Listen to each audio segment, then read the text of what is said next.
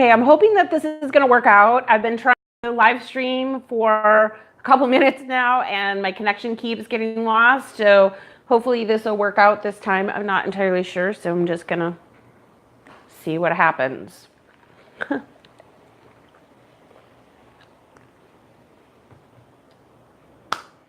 right, well, I'm just going to go ahead and get started since I'm like a few minutes behind. I don't know if anybody's going to jump on or not, and that's not really the purpose of why I'm doing this today.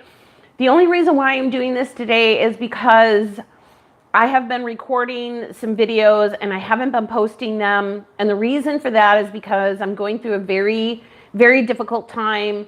The transition here has been incredibly difficult, but I also went through some health issues and they have not really been resolved yet, and I'm trying to get through that. So I'm going to begin with talking about why I haven't been on YouTube, why I haven't really been anywhere. I've been posting a lot on Facebook, and that's been kind of different for me because I haven't been doing a lot of Facebook lately because nobody really pays attention. I don't know who really pays attention to anything I say anymore, and you know, that's been getting frustrating too. I've been kind of feeling like a failure in every aspect of my life lately, which has led me to the conclusion that maybe I should just not do YouTube anymore. Maybe I should just stop making videos. And the problem is that, well, I feel that way. It has really affected me emotionally because I really feel like there's nothing really I have to offer the world. And this isn't a pity party. I'm just telling you where I've been and why I haven't been posting pretty much anything. I haven't been on Instagram a whole lot. I haven't been on YouTube hardly at all. And on Facebook, I've just been kind of sharing my thoughts and feelings on my posts.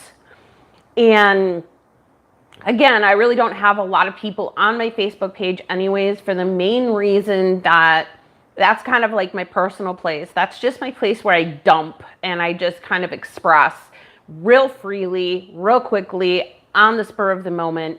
And YouTube, making videos is time consuming. It takes a lot of creative effort, and I just haven't been feeling any of that lately. So I've been just kind of dealing with some personal things. I will tell you that moving here to Arizona has been a very, very tough transition. It's a totally different world out here. Granted, you know, it is different. However, there's been some other things that have been going on with my personal life, my family life, and then of course my health. And I think that's kind of where I'm going to start. Moving here, I lost all of our medical insurance and all of my medication for my disease. Now, some of you think I just have anxiety and I'm just a mental case. Well, that's okay. You can think whatever you want of me, but I'm going to tell those of you who are really concerned or care about why I am the way that I am. I am a highly sensitive person. That is a thing. Go ahead, look it up. But the other thing is that I have a debilitating disease that's called polyperipheral neuropathy. My father got sprayed with Agent Orange in Vietnam and has passed on this disease to me when I was born. However, the VA and the government does not yet recognize that for children of Vietnam vets, which has been incredibly difficult. They just now recognize neuropathy for vets. So I don't think in my lifetime I'm ever going to see the government really helping anyone who has been affected by Agent Orange in this manner for the children. So that's been a difficult thing. Now, I've been on medication for this for about 3 years. When I found out the type of neuropathy that I had, I did try different medications and they never worked for me. The problem with my disease is that I don't sleep well. My nerves are dying, and when I say my nerves are shot, I am actually telling you the truth. My nerves are really shot, they're dead. I also believe, after looking up what the symptoms of fibromyalgia, I also believe that what nerves I do have are being affected by fibromyalgia. They were never tested. I was never tested for that. I've never been medically proven for that. but I do know that the symptoms are absolutely spot on in what I deal with in my life. So I came here with about a month's supply of my medication, and it seemed to be going well. I lost a lot of weight. I was exercising. I was drinking a lot of water. I was getting really healthy here. And then my medication ran out, and the first week was a little difficult. It wasn't, too crazy. But the second week hit me like a boulder falling on top of me. I went through such bad withdrawal. It was unbearable. And in a sense, I'm still kind of going through that. But what happened is I didn't just lose my medication for my neuropathy. I also lost my medication for to kind of balance out my hormones for menopause, and also for being a highly sensitive person, using some kind of antidepressant actually kind of balances us out. And I lost all of that. I also lost my RLS medication, that is restless leg syndrome. So I don't have that either. So when I do eventually get to sleep, which is difficult, my RLS starts acting up and my leg starts twitching and I don't get any sleep. So I tried to go to a walk-in clinic here and was turned down because I don't have insurance. So I technically, withdrawing from clonazepam, which was the medication I was taking for my anxiety to help me sleep, that is probably one of the worst narcotics that anyone could get on. And technically you're supposed to be on medical attention when you go off of that, and you're not supposed to go cold turkey, which is what I had to do. I had no choice. But in the process of all of that came depression, hardcore wrecking depression. Now, it's bad enough to try to make a transition out here from Wisconsin and adjust yourself to the lifestyle, to the weather, and all of that. It's just hard to do that without all the other stuff going on, going through menopause, not having your medication, and then not having a job, and all this stuff. So emotionally, I have been a wreck. I have not been happy. I'm incredibly unhappy here. The people here are nasty. They are cruel. They are mean.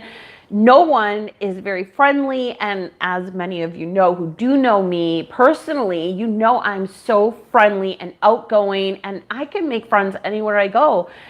But this place is just not the place to do that. And I've talked to a couple other people here who have said the same thing, that have transplanted themselves here from the East Coast or the Midwest, and they say the same thing. It's so hard to make friends here. So it's lonely here. And now that Jared started his job, I am even more so. I just can't seem to get a grip with life here. I don't know how to adjust. This city, this town is boring. There's nothing going on here. There's nothing even around here. A few times I went riding around the neighborhood to see if there was anything that I could maybe walk to during the day, or Tavin and I can go do, or we can do as a family. There's nothing. I live right next to the hospital and a whole bunch of clinics, medical complexes, like right down the strip from me. You can see all these medical buildings. We have the helicopters here all the time coming for the hospital. And it's pretty much every way, all these medical complexes in this area. So last Sunday, I took my scooter out for a ride, and I just wanted to see, the larger scope of Chandler, and there is nothing here. I went downtown, and I was really excited when we first moved here because everybody talked about downtown Chandler and how cool it was, how exciting it was, how fun it was. And I went last weekend and I couldn't even find it. Little did I know that when I went to my dad's house about a month and a half ago, that I drove right through it. That's how insignificant downtown Chandler is here. There are like maybe 4 restaurants and about 3 or 4 shops, and that's it. And it's all on one block. And granted, it is really cute, but it's only like this little area. And after that, you've got nothing. It's absolutely nothing. It's ghetto. It's actually surrounded by the ghetto. So it's really kind of scary even to go downtown because everything's run down. You just go a block from that and you are like in the middle of Little Mexico because there are a lot of illegals that are sitting out on the streets waiting for people to come pick them up. So it's kind of just edgy and weird. It's not edgy in a good way. It's edgy in a really bad way, a scary way. And so that was really frustrating. Then I took like this back way all the way home and there's nothing. There's a lot of empty fields. And when I say empty fields, people are probably going, oh, grass and flowers and trees. No, no, none of that. It's just dirt. You know, everything is just dirt here. And that was another thing that was really hard to get used to. And health-wise, I'm having a very hard time dealing with is the dust in the air. There is so much dust and dirt that I'm constantly just dry throat. I'm constantly having to refresh my palate because it's just so dry. I'm coughing all the time. I wake up in the middle of the night so parched that I feel like I'm just gonna die. I mean, my mouth is dry, my throat is dry, and that is part of living in the desert, that dryness that you feel in your throat, in your stomach, in everything. But it's just dusty. Everything is just really dusty, red dust. You'll just find it anywhere. You can dust off, like we dust off our TV and the TV stand, and within 5 minutes, there's so much dust on it. You can't even believe it. And that's without the windows open. I have the windows open today because it's cold outside. We haven't seen the sun in 3 days here. Now, everybody has talked about the dry heat, how dry it is here. You know, they don't get a lot of rainfall. Well, ever since we moved here, it's been raining. And everyone that I talked to has said this has been the weirdest year because we've gotten so much rain. I posted something on Facebook today about the rain here. You can tell how much rain we've gotten here when you look and you see that it's raining outside and it's not flooding. The water isn't standing still. It's actually seeping into the ground, which means that there's so much moisture in the ground that, you know, it'll just start sinking in, which is not what it's supposed to do here. It's not, that water isn't supposed to sink in because it is dry land. It's supposed to be hard. It's not supposed to have that moisture in it. But now we have so much moisture that it just rains and it goes right into the ground, which when we first moved here, the concrete would flood, the parking lot would flood, everything flooded. Now it rains and it just goes right in, which is really unheard of from what I hear from everybody here. It's also humid here, which is what I moved to get away from for my neuropathy. Yeah, that was really dumb because I've been able to do that about 2 weeks ago, just bend them real easy. But now the humidity is back again, and that has made my neuropathy so tough. So not only do I not have my medication for my neuropathy, which would be fine if the weather were better here, but it's not. The humidity has been in the high 80s. So whenever we get this rain, the humidity just bumps up really, really high. And you get that heat and that humidity. I mean, I might as well be back in Wisconsin. Because the other thing is I can't go anywhere. Okay, so I know I'm just rambling. I'm moving on very quickly, but I'm trying to make sure that I keep your attention, you one person out there. I don't know who you are. But so here's the thing. We moved here. Some of you may or may not know that when we moved here, we got rid of our car. And the reason why we did that is because our car wasn't going to make it. It would have been great if we would have been able to bring our car here because it was a minivan and we would have been able to move all of our things with us. Most of our things are still at my best friend's house in Kenosha. And so we moved here with just the clothes on our back, some of our clothes, and very little. We moved here with our TV and clothes, and our animals. That was about it. That was all we could fit in the rental car. Our car wasn't going to make it, so we had to get rid of it somehow. So we had it trashed. We had somebody come in that buys used cars, and we were able to get the money for that, but not a whole lot. So when we moved here, we had this anticipation of Jared getting his 401k money. Now, before we moved here, We were under the assumption that we were going to get a certain amount of money from the 401k after taxes and after the loan was taken off that we took on it about a year ago. And I actually was on speakerphone while Jared was talking to this guy about what amount we would be getting. That did not happen. It came out about $2,500 less. Now, some of you are going, oh, whoop-de-doo, $2,500. Well, that's 1 month's rent here. Well, not 1 month's rent, but it would have been 1 month's rent plus bills. So maybe I should have clarified that. But so that's an entire month that we don't have now. So we had to rethink our money. We had to rethink the way that we were going to go about moving here. And that actually came, sorry, my husband is texting me. The money actually came afterwards. So we came here with a goal of what we had in mind, the money that we knew we were going to get, and how we were going to use that money, how we were going to save it, what we were going to do with a car, transportation, things of that matter. But once we got here, that all had to change because we were here a couple weeks and then the money came in and it was less than we had anticipated, which really threw us through a loop. Like we were just like, oh my gosh, what do we do now?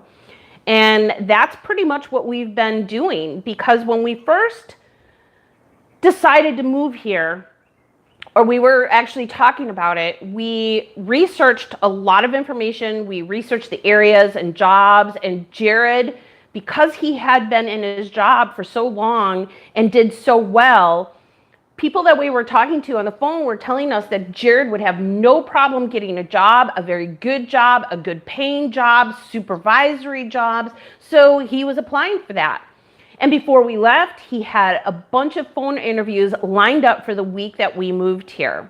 However, none of those jobs even called for those phone interviews. So Jared would contact them, email, and say, hey, I was looking forward to our phone interview, not sure what happened, hope to hear from you soon, and nothing. So this whole idea that Jared would get a good job probably within the first 2 days that he was here was a flat out misconception and lie, and we are still struggling. Jared just started a job. He's making $7 an hour less than he was back home, but our rent and our bills are just as much here as it was back home. We came here with this understanding that he would be making more money, he'd get a better job, people were looking for him, they were scouting people like him out, and he'd have no problem getting a job. So we came here under that impression. Now the other thing is moving into this complex, into this city, is when we contacted all these different places, I was asking them about the neighborhood, asking them about the surroundings and things to do.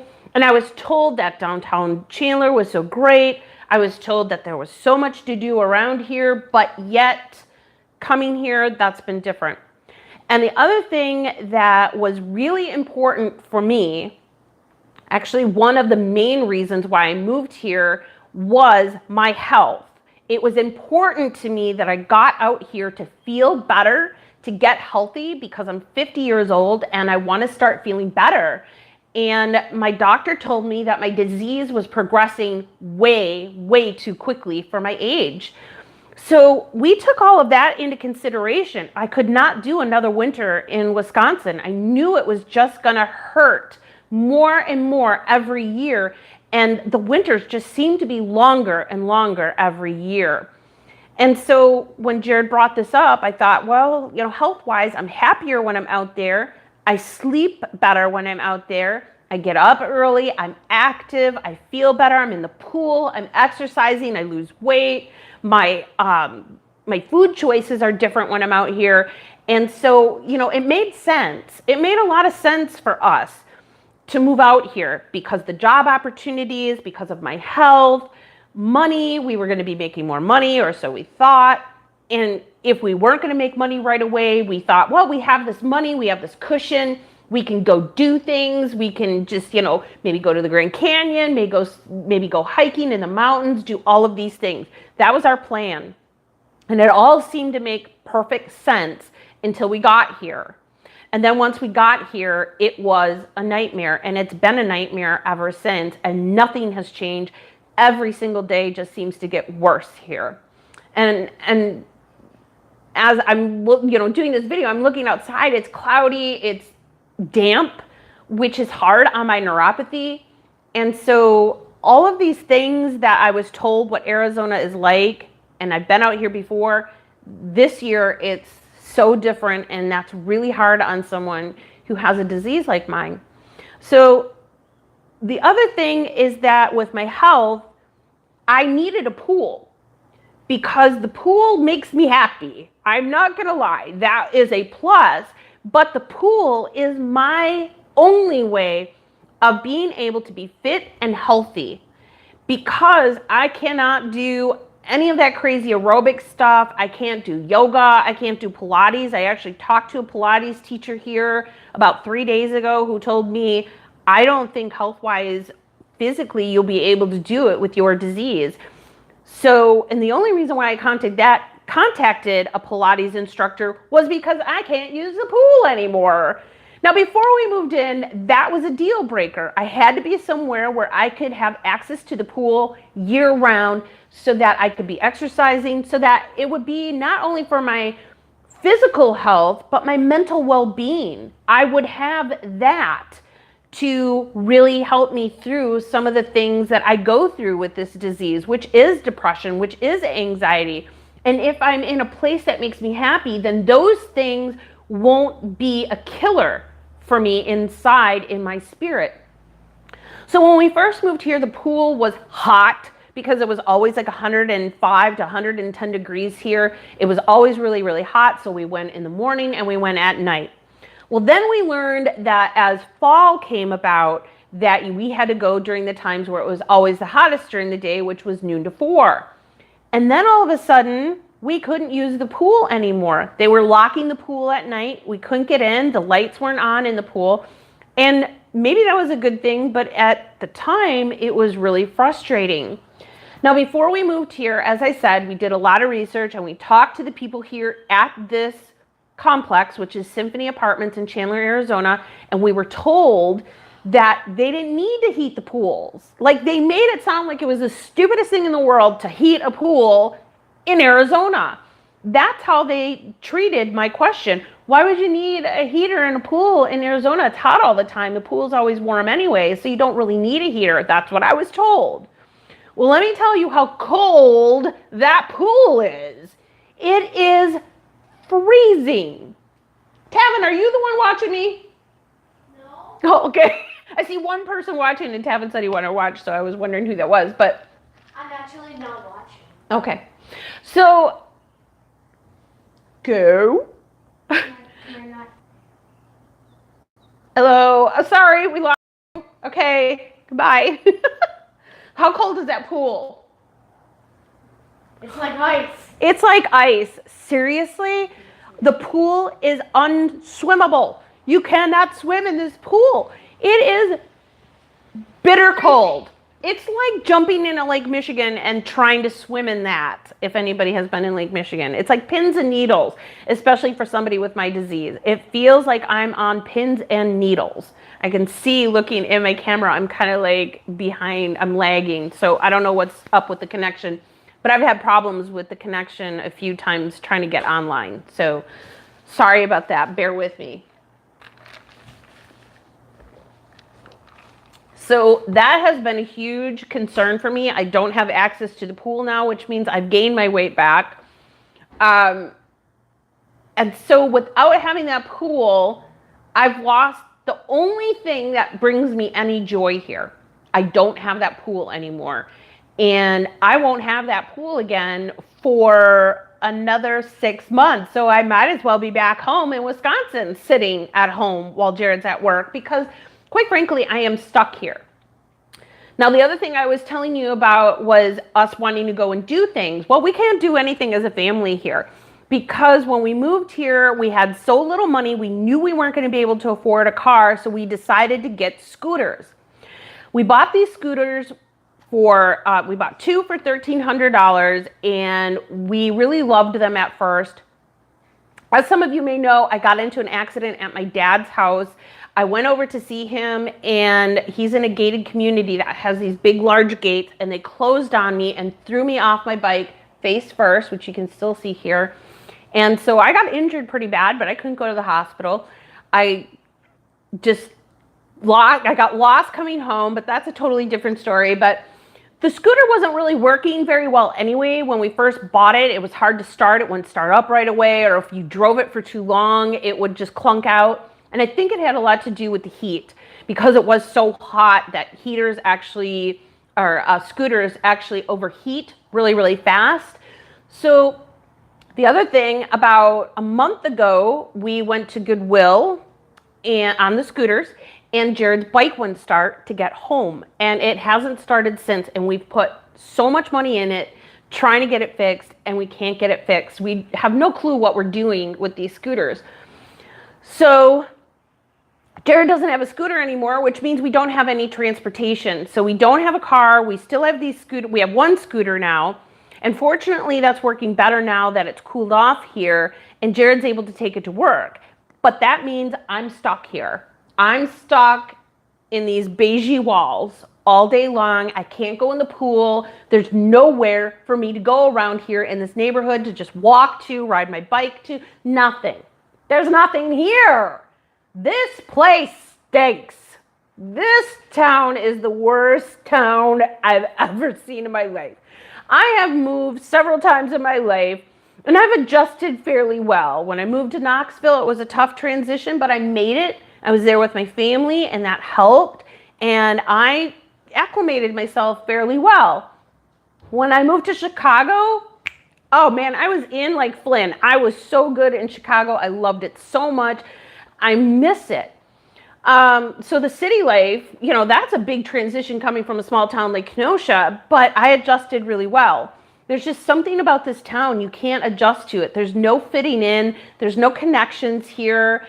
There's nothing to do here, as I said. So it's a really, really tough place. I would not recommend anybody moving to Chandler, Arizona, if that's where you plan on going. Now, we are looking for another place to live because financially we can't afford it, but also we're paying for that pool out there. They keep the pool running all year long to make the property look good. But the reality is that we're paying for all these amenities we can't even use because the pool isn't heated. When I asked them the other day if they were thinking about doing that, they said, no. Why would we do it? Because nobody uses it. Well, maybe nobody uses it because it's cold. So, it's a catch-22 here, and the lies that people tell you to move out here, you got to be really careful if you ever think about moving out to Arizona. If you really want to know the truth, ask somebody like me, because I will tell you the truth. It is not an easy transition. I thought things were really great when we first moved here, but the reality is, after being here almost 2 months now, it is probably one of the worst places I've ever lived in my life, this town. Now, I wouldn't say that being in Arizona is terrible, because I do love what Arizona has to offer if I can get there. The mountains are spectacular. The other day was a free day at the Desert Botanical Gardens, and I was really excited about it. It was a free day, community day. However, I didn't have a car. Jared went to work, so I had to get an Uber there and back, which cost me $50. Which I know is stupid, but I had to get out of the house. I was so sick and tired of sitting here. There's a lot of trucks going by. I was just so tired of sitting here. I wanted to get out. I wanted to do something that, is spectacular and fun here in Arizona, because I haven't done it since I moved here. So we decided to go to the Desert Botanical Gardens, which was absolutely spectacular. Like, it was amazing. And if I could get out and do more of that, I'm sure I would be happier here. I'm sure I would love it here. But without a car, I can't do anything. I cannot be happy if I'm not out doing the things I love doing, like swimming or going hiking or going to the museum or going to some kind of festival or free event that's going on in town. I can't do any of that without a car. And we don't have the money. We are completely flat broke. We have nothing. That's how much money we have. That's how much we have right now. Nothing. And that's incredibly difficult, because we won't get a car. There is no way of getting. The other thing, the internet here stinks. It's awful. And me losing connection to YouTube is one thing, but we lose it on our TV, we lose it on games, everything. The internet here is terrible. Okay, so where was I? I was talking about how we don't have a car, but there are fun things to do here. There's a lot to do here. And that's why I want to give Arizona a chance. I want to stay here, but I don't want to stay in this complex because I hate this town. I hate this complex. I don't like the fact that they lied to us about the pool. I don't like the fact that there's a pool out there that I can't even go use. That is really frustrating. That's really hard on somebody who needs a pool for health issues and needs a pool to kind of make them emotionally happy and feel good. That was what I moved out here for. My best friend Ann knows that that was one of the main reasons I moved out here.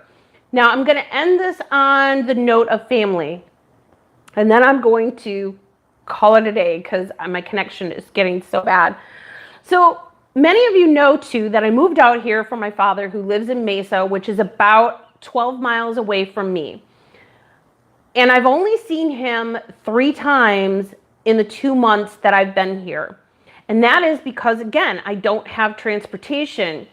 And so my dad is in a wheelchair. He's paralyzed from a stroke, and he can't go anywhere. One of the other reasons why I moved here, the main reason was my health, but the other reason why we decided to move out here was for me to be closer to my family, which was my father. He's all I have left besides my son, Josh, in Tennessee, where I don't really want to go because it's really, really humid there.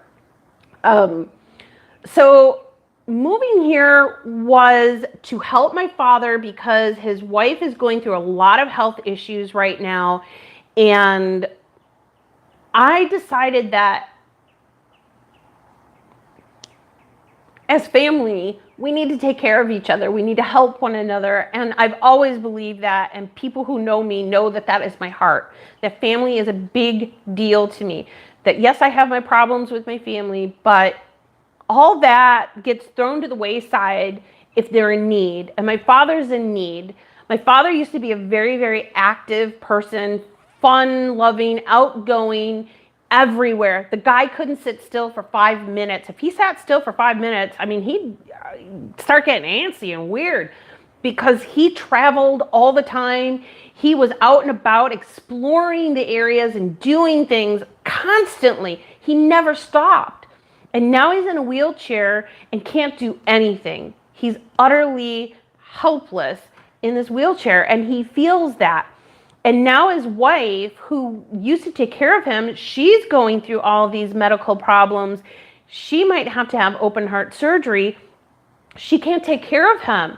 So when I found all of this out, I decided, you know what? I think I do need to move out to be closer to my father to help him because that's what I want to do. And I want to help her. She's a really great lady, and I want to help her through her issues as well. And we had the means to do it, so we moved out here in hopes to help them as well. However, that has not been an easy thing to do because I don't have a car. So a few weeks ago, I decided I had talked to my dad and told him our situation. And after I got off the phone with him, I was like, he's got a car and they're not really using it. So I decided to ask my father, hey, can I use your car for a few weeks? I can come get you. I can take you to do things. Because that's what I wanted to do is get him out of the house, get him to do things because she's in bed sick all the time. I felt like he needs to be out and about. That's what he loves to do. So I thought if I had the car, his car, I could do all those things for them. I could go grocery shopping. I could get the things that they need. I could take them to their doctor's appointments. I could help with my dad and get him out of the house for her sake and for his sake. And plus it would be great for us to be out with my dad and enjoying Arizona. But that just isn't the case because they didn't want to let us use the car. And I just felt like, the car's just sitting there. You're not really using it except for Sharon to go get cigarettes or Coke every once in a while. They go out maybe once or twice a week. But I thought it would be a win-win situation for us because I would have a car and I'd be able to do things and I could go pick my dad up to go do those things with us. but they didn't want to do that. And that's fine. And I'm not mad at them about that at all, because that's their decision. And, you know, I can't get upset. It's their car. They can do what they want with it. And if they don't want to help us, that's fine. But then when they did come get us, they came one day from Mesa all the way to Chandler to take us back to Mesa for lunch or breakfast. And then they came back and dropped us off and went back home to Mesa. So it kind of seemed silly, but it was really great. It was really nice to see my dad and my stepmom. And they took us out for breakfast. It was really nice. But in the process, I found out that she has to have open heart surgery, which means that she'll be in the hospital and she won't be able to drive or take care of my father. Well, this is what I moved out here for. So this is how I'm going to end this. I said, well, you know, I'm here. I'll help you any way I can. And she said, no, I'm going to put your dad in a nursing home while I'm in the hospital. And I thought, okay. So when I found out that she wasn't going to be able to drive, I said, well, I can always come and help you and take you to your doctor's appointments and get your groceries and things. And she said, nope, I'm going to fly my granddaughter out who just turned 16 and got her driver's license. I'm going to drive her out or fly her out from Michigan, and she can do all of that. It's kind of what I moved here for, to do those things, to help them in that way. And so when you're told, no, I'm going to fly someone across country to do that for me while you're just 11 miles away, I don't know what I moved here for anymore.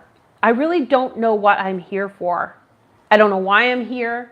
My husband is frustrated. He's making so little money and working so hard and working so many hours, and we're not even going to get by. We're not even going to have half the money for our bills at this point with his income now.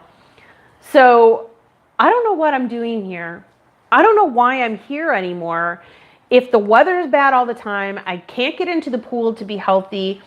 I'm without my medications. The things that make me healthy, I can't have. I don't have.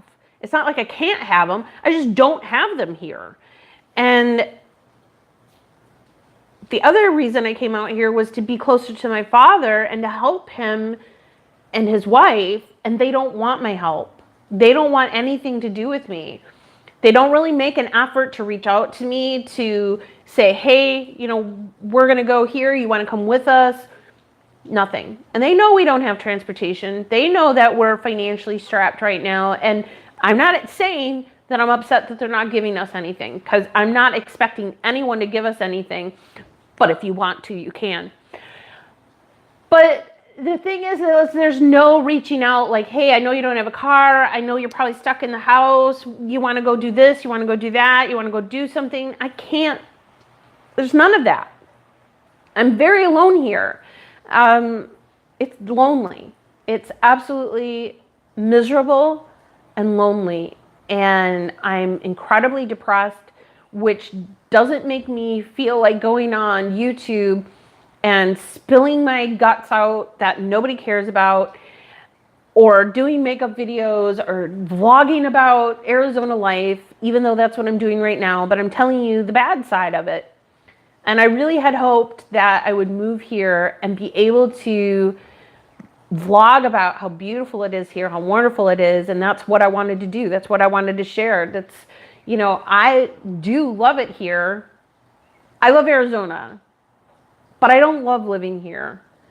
I don't love the people here. I think the people here are incredibly rude. They're all liars. I mean, I haven't had one person tell me the truth about anything here. I have joined some Facebook groups for homeschooling moms here. Not one of them has reached out to me and offered to take me somewhere. Just recently, I had somebody offer to take me to a food shelter to get food because we don't have any money for food. And she kind of feels the same way I do. She's a transplant from the East Coast. So, but people know I don't have a car. They'll post these field trips and I'll say, hey, I don't have a car. And nobody says, well, you know what? I'll come get you. I'll come help you. You know, where do you live? Whatever. And it's all in Chandler because this is a Chandler homeschooling group.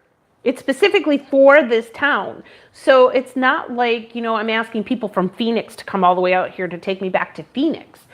And I'm not even asking. When I asked for curriculum, when I didn't have my curriculum, I asked some of the homeschooling moms, hey, you know, we don't have any of our curriculum here. Does anybody have stuff they're not using? And everybody's response was, use Easy Peasy. Go online and find something for free. That was their response to me. So it's not a very friendly city here at all. It's incredibly rude and disconnected. There's no connections here. There's no real bonding. I met one woman. She came over here for a pool party with Tavin. And pool party. I made a pool party trying to get people here to come meet me. I told them I didn't have a car. I wanted Tavin to meet some new friends. And I had like 4 families that said they were coming. And on the day that it came, only one person came with their one son. And it was nice, but I haven't heard from her since. So that was like almost a month ago now. So I know I'm kind of like, because that's kind of how I feel. It's just like, so much. Like, what do I do with all of this? What do I do with all of this crud that's going on around me and this loneliness and the depression and my health and everything else? So I do kind of feel like that. But about an hour ago, I was thinking, well, what would I be doing back home right now? If I were still back in Wisconsin, would things be any better? I mean, I'm trying to really think positively about this. I really am. And I'm trying to think about, well, would it be really better if I went back home? Well, yes, it would. Jared would probably have a much better paying job. We'd be paying less in rent, and we wouldn't be paying for things we can't use. And I was planning on rejoining Crest, the homeschooling group I was in a couple years ago. So I would be involved in that. I would be in the enrichment program right now, probably teaching something, and Tavin would be around other kids his age and his homeschooling group. I would have Anne there, my best friend. We would be hanging out and doing things, not all the time because she got a new job, but she would still be coming over maybe once or twice, you know, a week or whatever, like she was before. I'd still be able to see her. I don't even really talk to Anne anymore because it's almost like out of sight, out of mind, and we've talked about that, Anne and I, but, you know, so I don't really get a chance to even talk to her anymore. So I have no one to talk to, and now that Jared's gone, I really have no one to talk to, and so it's incredibly lonely here. It's a really tough adjustment to try to fit in a place that doesn't care to have you fit in, doesn't want you to fit in. I posted on a Facebook group called Living Chandler yesterday about how I was feeling, but I was really nice about it because I wanted to know, what is there to do here? What can I do? And people were mean. People said, you're the problem. You know, you haven't adjusted yet. You don't have a car. That's your problem. Don't sit here and whine about it. And then I had other people that commented that I was stupid because I didn't know what part of Chandler I lived in. I don't. I have no idea. Maybe I'll just call it the medical district because I feel like I'm in all the medical complexes. I'm surrounded by medical buildings all around me for miles. It's like it just never ends. So I was called stupid because I didn't know what part of Chandler I lived in. I was ridiculed because I don't get out and go hiking, even though they didn't even know anything about me because I didn't write, hey, I have, you know, I can't get out of the house, blah, blah, blah. And they were like, well, you could go hiking in the mountains. Okay, I'm miles away from the mountains and I have a debilitating disease that prevents me from walking, sitting, standing, all this stuff for too long of time. But you can't tell that to people. So they make you feel bad about everything. And that's the response I got from the people here in Chandler. They were mean, they were rotten. And then the next thing I know, nice people came on and said, hey, why are you being so snarky with her? Why are you being rude? She's just asking for help. Why can't we give her that? And then it became a battle between the person who was rude and the person who's trying to be nice. And the next thing I know, I'm like, you know what? I'm just deleting this entire post because you people are nuts. Like, seriously? This is the mentality here. And I don't know what that's from. I don't know if this is the new way of the world. And I don't know if it would be easy to move anywhere nowadays with the way people are. I don't know if that's just everywhere or if it's just here in Arizona. I couldn't tell you. But I do know that it's a very sad state that we're living in right now, that you can't connect with people and really just get to know one another and help one another and be kind to one another. It's just not out there. But anyway, so that's what's going on here. I know a lot of people were wondering if Donna Matthews contacted me. The answer is no. I have got some more hate messages. If you go on my YouTube channel, you'll see that. I'm just crazy. No, I'm evil. I'm pure evil. Yeah, okay, so murdering somebody isn't pure evil, but me going on YouTube and talking about how murder is pure evil is me being evil. So, no, I haven't stopped YouTube because of Donna Matthews or the threats that I've been getting. So, I also wanted to come out and make sure that I let everybody know that, because that was kind of what people were asking me. Hey, you know, are those people kind of intimidating you not to talk anymore? No, I just don't feel like they're even worth my time, those people. The Donna Matthews thing, I never finished my video series on that because I just haven't had the heart to really get into it. I went through a withdrawal after that, and I'm still kind of going through some health issues right now. So it's hard for me to get it wrapped up in that kind of evil and that kind of hate right now, just because I'm trying to get my mental well-being. I'm trying to be happy again. I'm trying to find something good, and to be dragged down in that mud of muck and mire of murder, I just don't want to do it right now. And that doesn't mean I won't talk about it if something else comes up, but it's just not something I really want to continue doing at this point, because it's just so disgusting and disturbing what she did, and how there's so many people who think that what she did was okay, that it just kind of, again, just shows the state of the world that we're in. And I just don't want any part of that.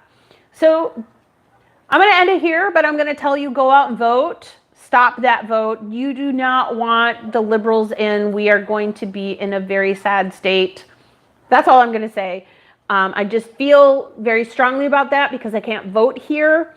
So I hope somebody out there will vote Republican for me. Vote red, please, because it's crucial to everyone, to this world, to our country, that we do not let these lunatic liberals get in office.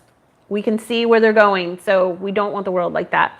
But that's, you know, a totally different subject and blah, blah, blah. So anyways, I just want to thank you for joining me and sticking through my disconnects and reconnects and all that other stuff. And I just pray that wherever you are being blessed with all the things that you want and you need in your life to be happy. And I also pray that you have great connections and friends and family that love you and help you and support you and uplift you, because Lord knows I don't have that here.